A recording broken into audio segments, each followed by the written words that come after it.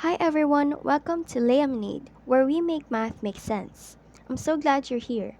Whether you're just starting algebra, reviewing for school, or simply want to strengthen your math skills, you're in the right place.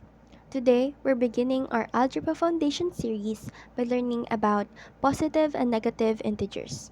This is one of the most important topics because we'll use it throughout algebra and even in calculus later on. So, grab your notebook and let's get started. Let's start with a quick warm-up. Which integer is greater, negative 8 or negative 3? Take a few seconds to think about your answer before we continue. If you're not sure yet, don't worry. By the end of this lesson, you'll know exactly how to answer questions like this. Here's what we'll learn today. By the end of this lesson, you'll be able to identify positive and negative integers, understand what integers are, and compare them using a number line.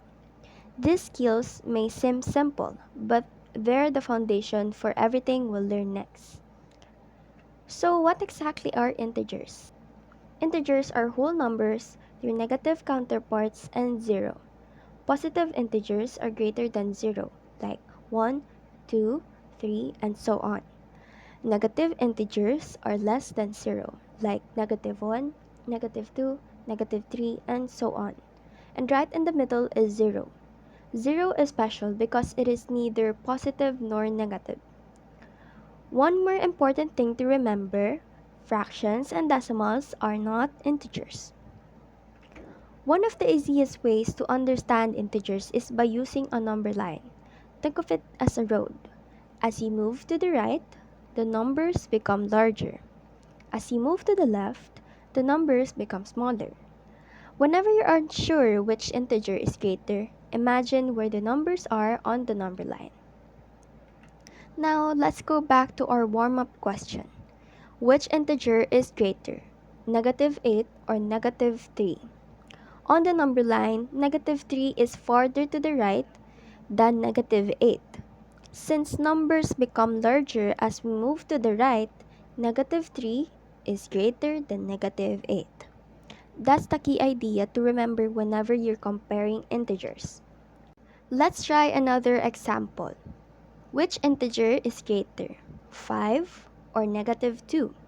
This one is a little easier because 5 is positive and negative 2 is negative. Every positive integer is greater than every negative integer.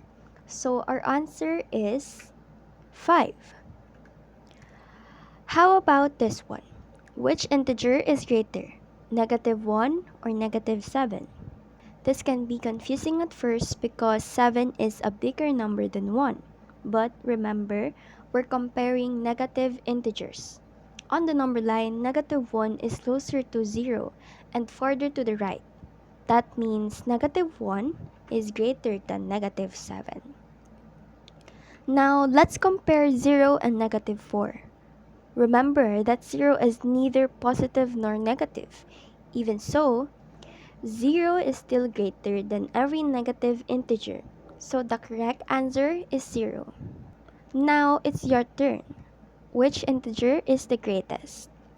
Negative 8, 5, or negative 2? Pause the video if you'd like more time to think.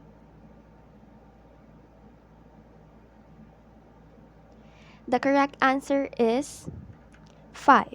Since it's the only positive integer, it's greater than both negative numbers. If you got it right, great job. Before we end today's lesson, here's your lemon challenge. What do you think 5 plus negative 3 equals? How about 7 minus negative 2? You don't have to know the answer yet. That's exactly what we'll learn in the next lesson on adding and subtracting integers. See if you can figure it out before then. And that's it for our first lesson. I hope you now feel more confident identifying and comparing positive and negative integers.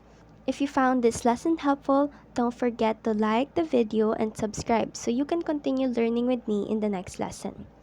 Thank you so much for spending your time here at Lemonade. And remember, when life gives you lemons, turn them into lessons. I'll see you in the next one. Bye!